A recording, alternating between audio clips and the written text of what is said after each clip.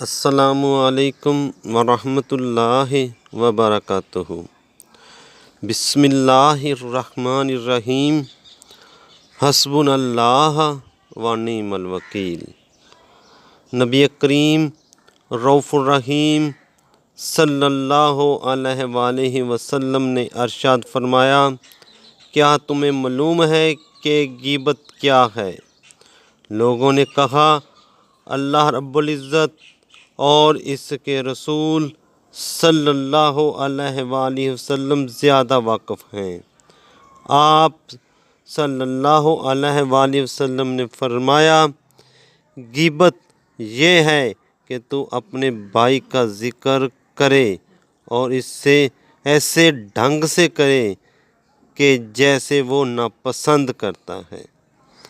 پھر آپ صلی اللہ علیہ وآلہ وسلم سے پوچھا گیا کہ بتائیے، اگر وہ بات جو میں کہہ رہا ہوں میرے بھائی کے اندر پائی جاتی ہو، جب بھی یہ غیبت ہوگی، تو آپ صلی اللہ علیہ وآلہ وسلم نے فرمایا، اگر وہ بات جو تو کہتا ہے اس کے اندر موجود ہو تو یہ غیبت ہوئی، اور اگر اس کے متعلق وہ بات کہی جو اس کے اندر نہیں ہے تو پھر تو نے اس پر بہتان لگایا۔ مومن کو اس کوتاہی پر خیر خواہانہ انداز میں متوجہ کیا جائے تو ظاہر ہے وہ برا نہ مانے گا۔ اسی طرح اس کی کوتاہی کی اطلاع اس کے ذمہ داروں کو دی جائے تو اسے بھی وہ ناپسند نہیں کرے گا، کیونکہ یہ بھی اس کی اصلاح کا ایک طریق ہے۔ البتہ اس سے تکلیف ہوگی اور ہونی چاہیے۔ جب آپ اپنے مومن بھائی کو سوسائٹی کی نگاہ سے گرانے کے لیے اس کی عدم موجودگی میں اس کی خامیاں بیان کریں، رہا وہ شخص جو اعلان اللہ رب العزت کی نافرمانی کرتا ہے اور کسی طرح نہیں مانتا، تو اس کی برائی بیان کرنا غیبت نہیں ہے، بلکہ اسے ننگا کرنا بہت بڑی نیکی ہے، اور حضور صلی اللہ علیہ وآلہ وسلم نے اس کی ہدایت کی ہے۔ رسول کریم رؤوف الرحیم صلی اللہ علیہ وآلہ وسلم نے فرمایا، غیبت زنا سے سخت تر گناہ ہے۔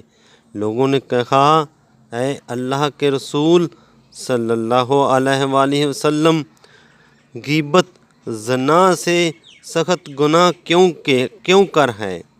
آپ صلی اللہ علیہ وآلہ وسلم نے فرمایا، آدمی زنا کرتا ہے پھر توبہ کرتا ہے تو اللہ تعالیٰ اس کی توبہ قبول فرما لیتا ہے، لیکن غیبت کرنے والے کو اللہ رب العزت معاف نہیں کرے گا جب تک وہ شخص اسے معافی نہ دے دے جس کی اس نے غیبت کی ہے۔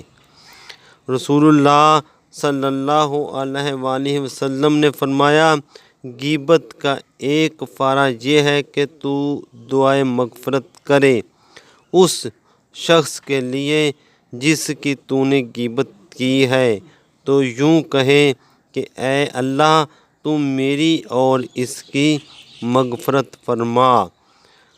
اگر وہ شخص موجود ہے اور اس سے اپنا جرم معاف کرایا جا سکتا ہے تو معاف کرائے، اور اگر معافی کا کوئی امکان باقی نہ رہا ہو اس کے مر جانے کی وجہ سے یا دور دراز علاقوں میں جا بسنے کی وجہ سے، تو پھر اس کے لیے دعائے مغفرت کے سوا کوئی راہ نہیں۔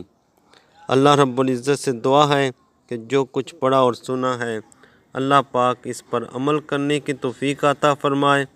وما علینا الا البلاغ المبین۔